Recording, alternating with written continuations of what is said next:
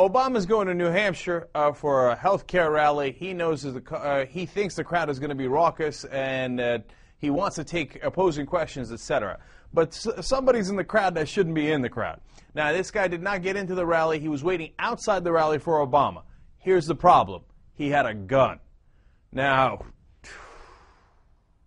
I mean, I saw this. I'm going to show you the video right now. First thing I thought was my friend Ed Reed. Hell no! Oh, no, no, no. All right, now watch. I think they look at MSNBC covers as far too softly, if you ask me. But here's the news. Let's watch. But let me clear up one thing.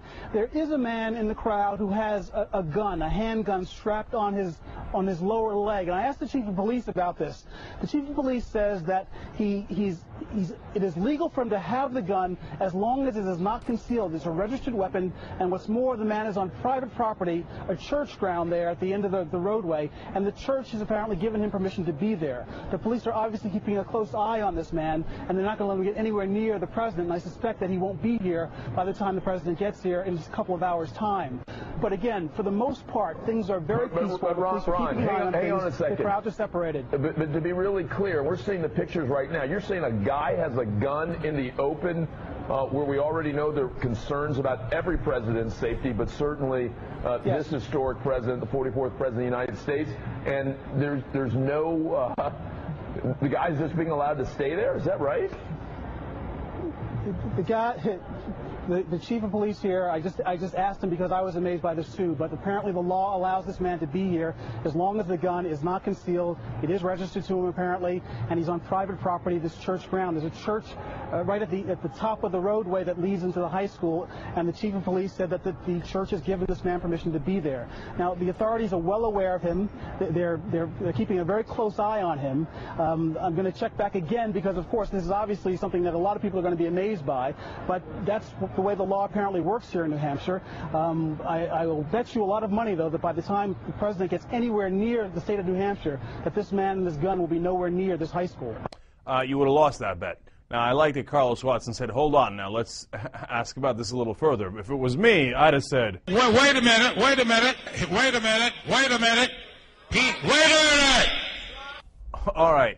Now, look, you tell me that Obama's going to come through this area, the President of the United States of America, and they're just going to let this son of a bitch sit there with a gun, right?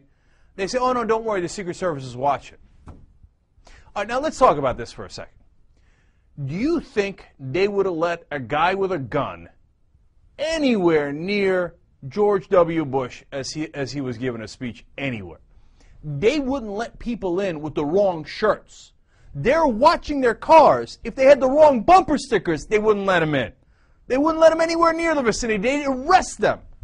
Now, this guy's going to sit there with a gun. You think if he was a left-winger waiting for Bush with a gun, that they'd have let him just sit there? Wait a minute, wait a minute, wait a minute, wait a minute, Pete, wait a minute! Okay. Hell no, they wouldn't let him sit there. Now, you think, okay, well, maybe. I got a different one for you. Now, you go ahead and tell me that you're going to see this one differently. If he was a Muslim with a gun waiting for George W. Bush outside a rally, you think they're going to let him sit there and wait? And they're going to talk about concealed weapons or non-concealed weapons, or whether it's legal or whether it's private property or whether it's public property. You think they're going to let a Muslim sit there? I don't care if he's Muslim American. They're not going to let him sit there. Now, why? Why did they allow this guy to do this? Okay, just spare me with a legal bolt. Okay, because first, Second Amendment rights, Second Amendment rights. Yeah, I got it, you moron. Listen, do you have a Second Amendment right? Of course you do. Now, does that mean you can bring a gun onto a plane? No, of course that right has limitations. I got a Second Amendment right. I brought a grenade launcher onto a plane. No, that's not how it works. You know who believes in the First Amendment? More than anyone else, me. My job depends on it, okay? That doesn't mean I could shout fire in a crowded theater, okay? There are limitations to each right. One of the limitations should be you don't get to go near the president with a gun. It's a very, very reasonable limitation. It applies for Republicans. It applies for Democrats. When they were going to take away Dick Cheney's Secret Service in 6 months, I said, no way, man. If anybody needs Secret Service protection, it's Dick Cheney. No, look, we got to be really careful about this stuff.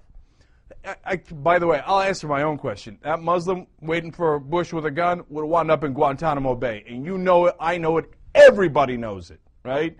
Oh, now we're talking about the Second Amendment then. Ain't nobody talking about the Second Amendment if the shoe was on the other foot. Now, the other part of this is people say, hey, no, Cenk, you don't want to give the right-wingers and the Rush Limbaughs, any cause to talk about this and to use it for propaganda. I don't give a flying F what Rush Limbaugh says. Okay. Oh, Rush Limbaugh is going to yell at me. F Rush Limbaugh. Oh, that piece of... Who cares what he's going to say, man? Oh, he's taking away my Second Amendment. I want shut the fuck up, you fat fuck. Okay? I mean, no, why am I so mad about it, right? Because what happens the next time two people show up with guns? And there are many states in the country where you can do concealed weapons. And you say, hey, I'm registered, man.